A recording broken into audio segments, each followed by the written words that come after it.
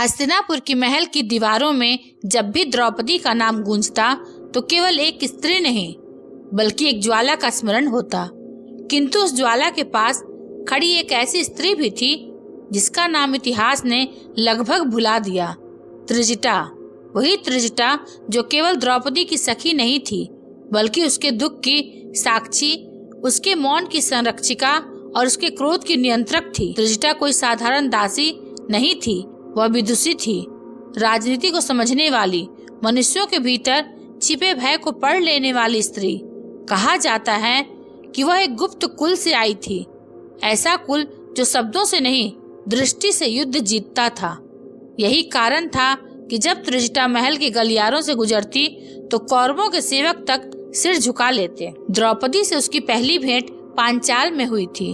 उस समय द्रौपदी राजकुमारी थी, पर उसके मन में पहले से ही भविष्य की आहटें गूंजने लगी थी। त्रिजटा ने पहली ही भेंट में द्रौपदी से कहा था, राजकुमारी, आपके जीवन में अपमान होगा, पर वही अपमान इतिहास बदलेगा। यह वाक्य सुनकर द्रौपदी चौंक उठी थी। महासभा का दिन आया, वही दिन जिसने स्त्री होने के अर्थ को रक्त रंजित कर दिया। जब द्रौपदी को सभा में घसीटा गया तब त्रिजटा भी वहां थी, परंतु पर्दे के पीछे उसने सब कुछ देखा, सब कुछ समझा। वह जानती थी कि आज शस्त्र नहीं, संयम सबसे बड़ा अस्त्र होगा। जब दुशासन ने द्रौपदी का अपमान किया तब सभा में कई योद्धा थे, पर कोई आगे नहीं बढ़ा। उस समय त्रिजटा की आंखें कौरवों पर जमी थीं। कहा जाता है कि दुर्योधन ने उस क्षण त्रिजटा की ओर देखा था और उसकी रीढ़ में सिहरन दौड़ गई थी, क्योंकि त्रिजटा मुस्कुरा रही थी और उसकी मुस्कान युद्ध से अधिक भयानक थी। सभा के बाद जब द्रौपदी विलाप कर रही थी तब वही त्रिजटा थी जिसने उसके आंसू थामे। उसने कहा, मत रो सखी, ये आंसू नहीं, ये बीज हैं। समय आने पर यही बीज कौरवों की नींव हिला देंगे। वनवास के दिनों में त्रिजटा द्रौपदी के साथ रही। वन की रातों में जब द्रौपदी का धैर्य टूटता तब त्रिजटा उसे स्मरण कराती, तुम केवल पांडवों की पत्नी नहीं, युद्ध की प्रेरणा हो। त्रिजटा का सबसे बड़ा गुण था मौन। वह बहुत कम बोलती थी, पर जब बोलती थी तो भविष्य हिल जाता था।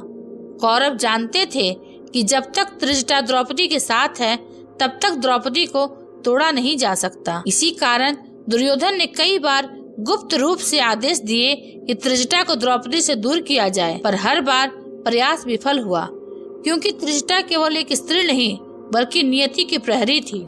और यहीं से प्रारंभ होता है वह रहस्य जिससे कौरव सच में डरते थे। वनवास के 13वें वर्ष के निकट जब अज्ञातवास की योजना बन रही थी तब त्रिजटा ने द्रौपदी को एक गुप्त रहस्य बताया।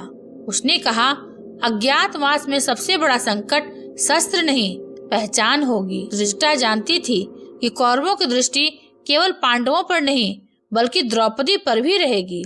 इसलिए उसने द्रौपदी को केवल वस्त्र बदलने को नहीं बल्कि स्वयं को भीतर से बदलने का मार्ग दिखाया। विराट नगर में जब द्रौपदी सैरंध्री बनी तब त्रिजटा छाया की तरह उसके साथ थी। कहा जाता है कि जब कीचक द्रौपदी की ओर बढ़ा तब उसने किसी अनदेखी शक्ति का भय अनुभव किया। वह शक्ति त्रिजटा की चेतावनी थी। कीचक कांत केवल भीम के हाथों नहीं हुआ। उस अंत की पटकथा त्रिजटा ने बहुत पहले लिख दी थी। उसने द्रौपदी से कहा था, कुछ अपमान युद्ध के लिए आवश्यक होते हैं। कौरवों को जैसे जैसे यह आभास होने लगा कि द्रौपदी अकेली नहीं है, वैसे वैसे उनका भय बढ़ता गया।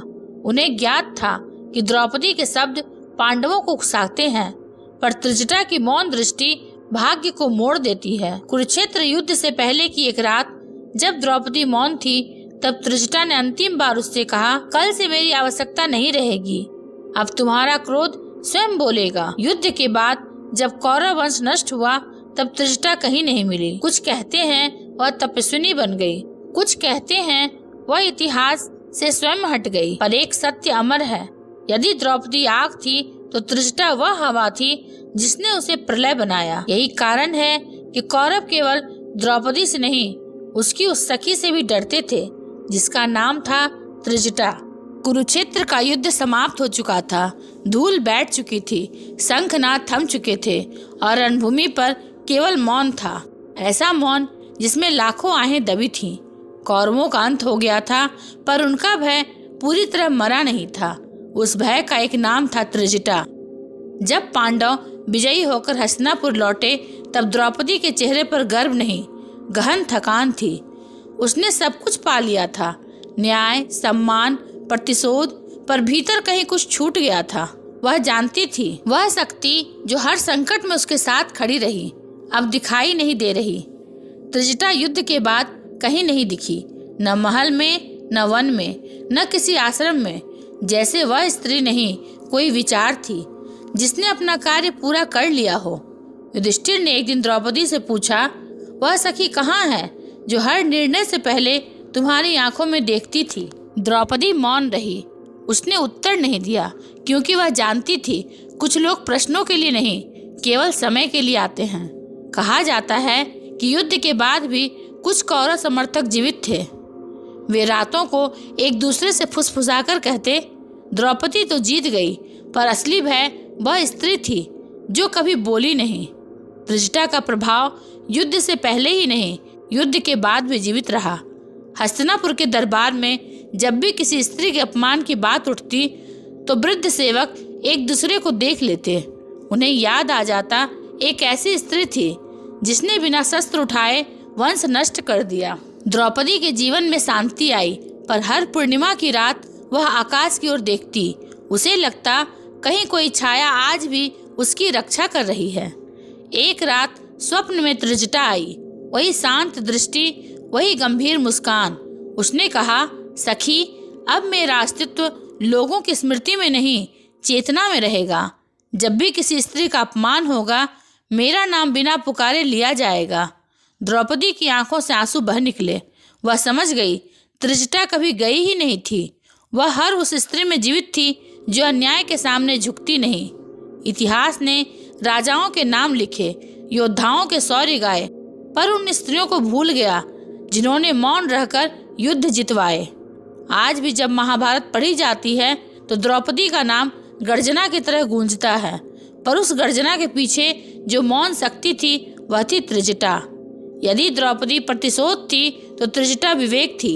यदि द्रौपदी शपथ थी, तो त्रिजटा समय थी। और यही कारण है कौरव केवल युद्ध से नहीं हारे, वे उस स्त्री से हारे जो कभी युद्ध भूमि में उतरी ही नहीं। उसका नाम था त्रिजटा। अगर आपको यह वीडियो अच्छा लगा हो तो इसे लाइक, शेयर और सब्सक्राइब अवश्य करेंगे। अंत तक देखने के लिए आपका धन्यवाद।